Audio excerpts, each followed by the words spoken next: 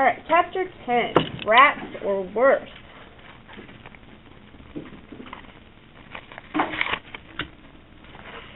One thing that happened over the summer, I grew even more. So who's telling the story again? Max, right. He's the one that's been growing and getting so big and all that. Grim takes a look at me one day and he goes, "All that walking you do, it must be stretching out your legs. And carrying poor Kevin around, that seems to be putting real muscle on you." He's not that heavy, and anyhow, it's not fair. Everybody always says, "Poor Kevin," just because he didn't grow. Grim gives me this long, sorrowful look, and then he clears his throat and says, "You're quite right. He is a rather remarkable boy. He's memorized almost the whole dictionary. You can ask him anything, and he always knows what it means." "You don't say," Grim says, and he has this smug look like maybe Freak is lying, and a total goon like me would never get it. And I want to tell him he's wrong about Freak and the dictionary. But instead I just shut my face and go down under. What was down under again? His bedroom, right. Grim, he's okay sometimes, like when Tony D chased us into the pond. But most of the time he thinks he knows everything, which he doesn't. And if you don't believe me, look under Grim in the dictionary. It sure doesn't say a smart grown-up. No way. I kind of liked when I read that. You know why? Because it kind of showed me that Max is starting to look in the dictionary himself now, too. So I think Freak is rubbing off on him a little bit. So I'm hanging out down under, listening to some of my thrash tapes on the fake Walkman I got last Christmas, when Freak pops up on the side of my bed. Because of the headphones and the volume being pumped up to mega decibel, I never hear him come in, and he's suddenly there, like, whoa. And I'll bet I jumped about a foot. Freak rolls his eyes and goes, "Ah, music, it calms the savage beast." "How'd you get here?" "Would you believe teleportation?" "No?" "Then I came down through the bulkhead door like I always. And like always, I have a quest in mind." Right away I go, "My feet hurt." "We don't have to leave the neighborhood." "Cool. What kind of quest is this?" Freak grins. "A treasure hunt. Except we don't really have to hunt because I already know where the treasure is." "Where?" "Underground," he says. "Specifically in the sewer." "Yeah, right," I say, and sit back down on the bed. Freak is looking at me sideways, and I can tell he's not telling me everything, which he almost never does, not all at once. "Truth," he says. "The treasure is hidden in a storm drain. This has been confirmed by visual observation." "Treasure in a storm drain? You mean like gold and diamonds kind of stuff?" "Possibly," he says, acting mysterious. Anything is possible. "The deal is we have to wait until night, so no one can see us messing with the storm drain." "Not just night," Freak says. "We need to do it at exactly 3 in the morning. Optimum darkness occurs at 0300 hours, he says, looking at the new watch his mom gave him, the kind that tells you what time it is in Tokyo, just in case you're wondering. "We must dress in black and cover our faces with soot."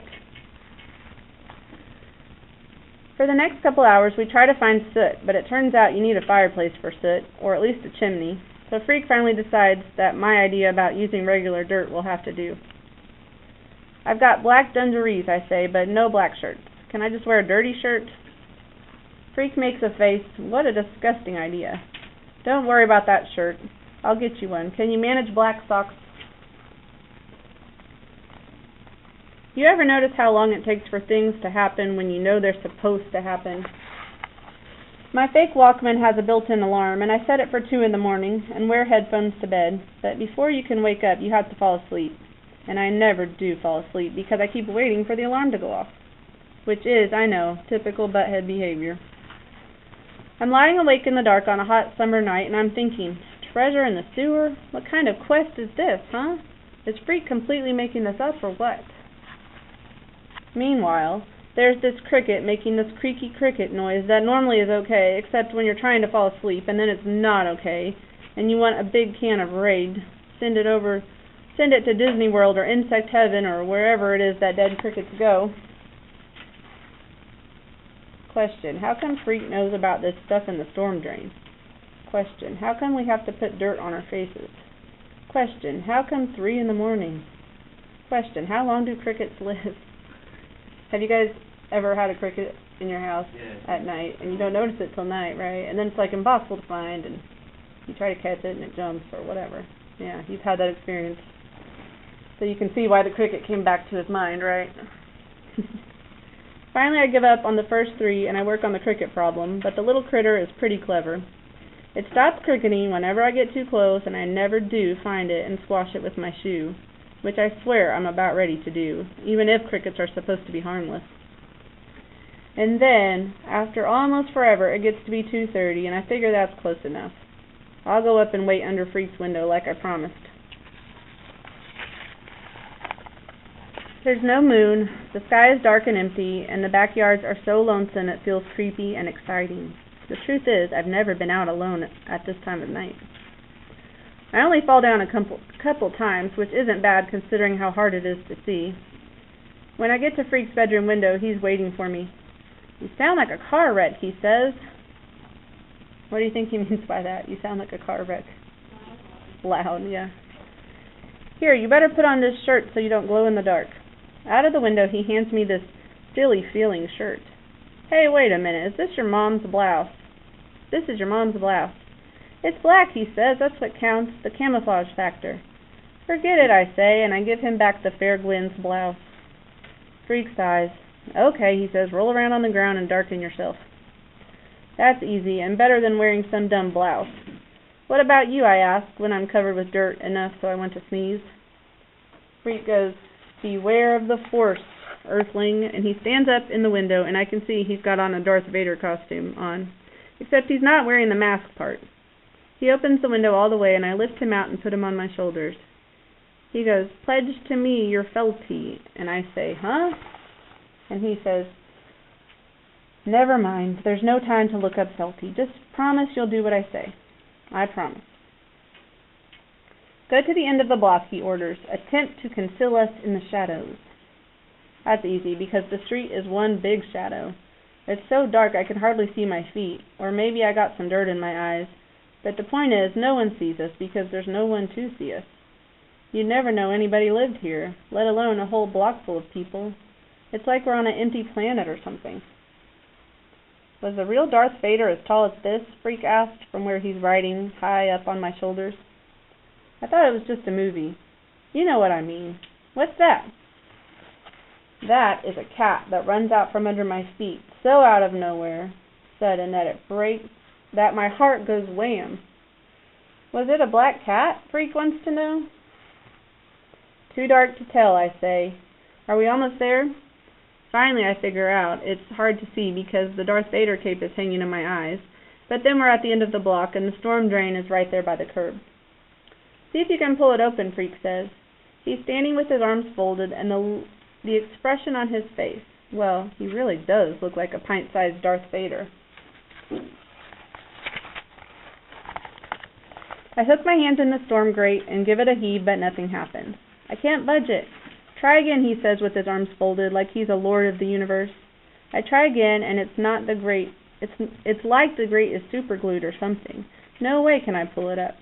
Freak is tugging at my leg, and he goes, Option 2 is now in effect. He reaches inside his little cape. Out comes a flashlight, one of those small kinds that looks like, sort of like a cigarette lighter, and also a spool of kite string. I devised a special retrieval device, Freak says. Looks like a bent paperclip on a string, I say, and Freak tells me to shut up and follow orders. You hold the string, he says, and then he gets down on his knees and shines the little flashlight through the grate. Can you see it, he asks. Can you? I look, but it's hard to see anything, and it smells like something died in the storm drain, which, come to think of it, it probably did. Rats or worse. I look, let's see. Down there, Freak says. The beam is hitting it right now. That's just a piece of junk. Wrong, Freak says, real fierce. It looks like a piece of junk. It may very well contain fabulous wealth. Drop the line down and see if you can hook it. I'm thinking, boy, what a butthead, rolling in the dirt for this little Darth Vader so he can play pretend games in the middle of the night. But I do what he asks. I drop the hook down, and much to my surprise, it actually hooks on into something, and when I pull up on the kite string, I can see what it is. A purse, I say. Looks like a grotty old purse. Careful, Freak says. Pull it up to the grate so I can grab the strap. I bring it up an inch at a time, and Freak manages to get his small hand down through the grate and grab hold of the soggy old purse. Then he almost drops it. I yank up on the kite string, and we both manage to squeeze the slimy purse up through the bars. Woof, mission accomplished, Freak says. The old purse is torn and wet, and I don't want to touch it unless I have gloves on. Gross, I say. Somebody must have flushed this down a toilet. No way, Freak says. I saw one of Tony D's punks stuff it down there yesterday morning. Oh, okay. Was anybody else kind of wondering how Freak knew where this was? Yeah. I was too. Okay, so how did he know? I know you don't have that out right now. Put that away. How did he know, Shelton? Tony D. So he saw it. He saw Tony D's punks put it down there. No doubt, Freak says, and he opens the clasp and points his little light inside the purse. By now, I know there isn't going to be any treasure, but this is still pretty cool. Recovering stuff that Blade's gang ripped off from some little old lady or wherever. A wallet, Freak says, and he opens this cheap-looking wallet, the kind that's made to hold credit cards. There's no money inside, but there is a plastic ID card, and on the plastic card is a lady's name, Loretta Lee, Freak says. I'll bet you anything she's a damsel in distress, which, as it turns out, is almost true. The real deal is that she's a damsel who causes distress, which we find out the very next day. So what does that tell us about what's coming? Troublemaker, right, Lucas? Some kind of trouble's coming. What, Brayden? They said that in Wreck-It Ralph. Yeah, the damsel in distress part? Yeah. What does that mean, damsel in distress? It's a girl in distress. A girl in distress. So a damsel's a girl, like a princess or something, usually is what we imagine with fairy tales. The princess, like Rapunzel stuck in the tower. So, a damsel who causes distress, a girl who makes trouble of some kind. Right, so Loretta Lee must make some sort of trouble, right? Okay, very good. Now, I have one more question for you guys, and whenever you're done with that question, I'm going to give you the rest of the time to work with your partner on your project. But the question before is going to be sort of an exit ticket type. I want you to write your answer on a Post-it. So you're going to put your name on the bottom of the Post-it, and then you're going to answer this little connection type of question. And this question is to think about Max and Kevin and their quest that they go on, right? So they're always on a quest. Last time we read, they went on a quest and they saw that hospital, and Kevin talked about how he was going to get a bionic body there. Wait, did you describe about it? No, I'm about to ask you the question. I'm just trying to give you some background here. So my question is, if Freak and Max lived in your neighborhood, what kind of quest might they go on? I want you to think about where you live and imagine